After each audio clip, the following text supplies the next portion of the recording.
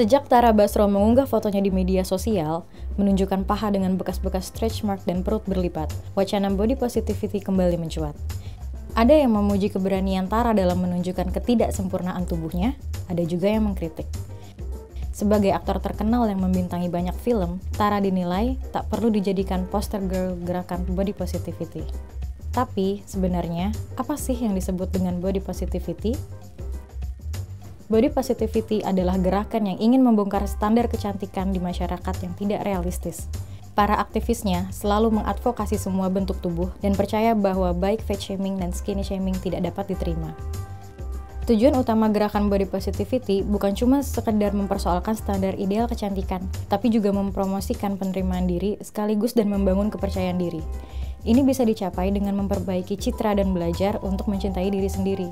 Namun, dalam perjalanannya, gerakan body positivity yang awalnya berniat untuk inklusif justru berakhir mengecualikan perempuan yang paling dimarginalkan. Body positivity awalnya berakar dari gerakan fat liberation atau fat acceptance yang tumbuh pada gelombang feminisme kedua di akhir tahun 60-an. Gerakan fat acceptance menyoal politik atas tubuh, bias, dan diskriminasi yang dialami orang-orang bertubuh gemuk, terutama perempuan. Penggambaran soal perempuan gemuk di media massa tak jauh-jauh dari menertawakan, menganggap mereka lelucuan, hingga mengasihani mereka. Diskriminasi tersebut bersifat sistemik, hingga orang gemuk menerima diskriminasi di layanan kesehatan, pekerjaan, pendidikan, hubungan interpersonal, dan media. Studi Obesity Discrimination in the Recruitment Process, You're Not Hired 2016 menunjukkan perempuan gemuk punya kesempatan yang paling kecil untuk mendapatkan kerja dibandingkan orang lain. Perempuan gemuk juga kerap diupah lebih rendah dari perempuan lain, bekerja lebih lama, dianggap tidak cukup mumpuni untuk menduduki posisi-posisi atas, dan dianggap tidak akan sukses. Gemuk pun diasosiasikan dengan sifat-sifat malas, tidak kompeten, dan tidak menarik. Beberapa studi menunjukkan, dokter atau tenaga medis lainnya kerap berperilaku bias kepada pasien gemuk. Perempuan Kanada bernama Ellen Bennett, misalnya, mengeluhkan rasa sakit yang ia alami kepada dokter selama bertahun-tahun. Namun, sang dokter hanya menyuruhnya untuk menurunkan berat badan. Lama setelahnya, Bennett didiagnosis kanker gawat dan meninggal dunia beberapa hari setelahnya. Stigma negatif yang dilekatkan pada orang gemuk juga justru membuat obesitas semakin mewabah.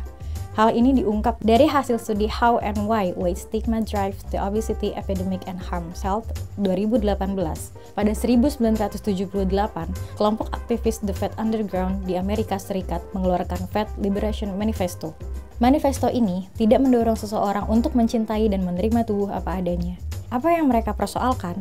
Kelompok ini mempertanyakan apa sih yang membuat masyarakat begitu membenci orang gemuk.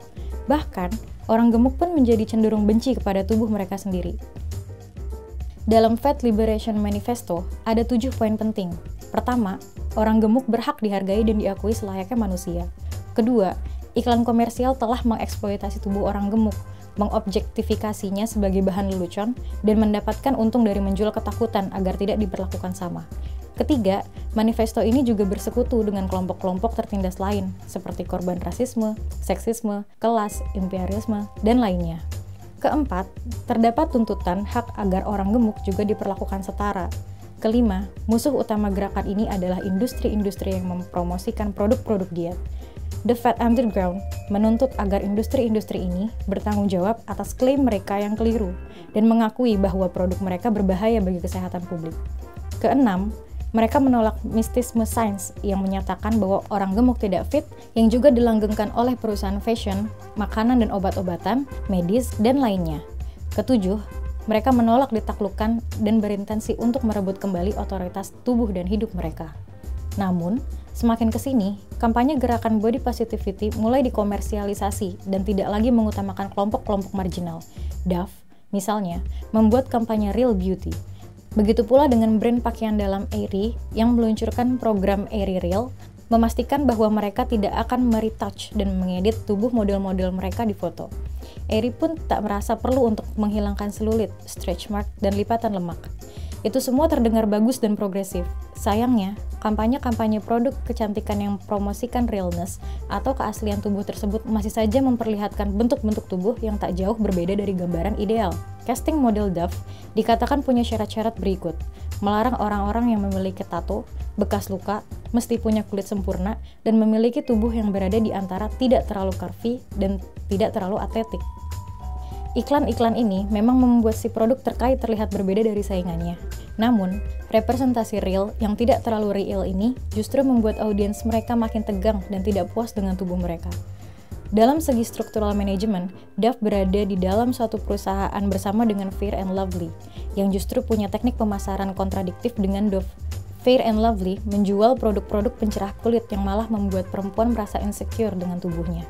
Salah satu iklannya dikatakan memperlihatkan seorang perempuan berkulit gelap yang berhasil mendapatkan pekerjaan yang diimpikannya setelah menggunakan produk Fair & Lovely dan kulitnya menjadi cerah. Pada akhirnya, usaha menerima diri apa adanya tak selalu mulus. Di pertengahan jalan, seseorang bisa saja tersandung dan kembali mengeluhkan bentuk tubuhnya. Persoalannya menjadi semakin pelik bagi orang-orang yang dimarginalkan dan direpresi oleh sistem. Mencintai diri sendiri niscaya sulit selama sistem yang mendapat untung dari keinsecurean tubuh tetap merajalela. Tak ada yang salah dari perbuatan Tara Basro. Namun, kita perlu bicara lebih dalam lagi soal ini.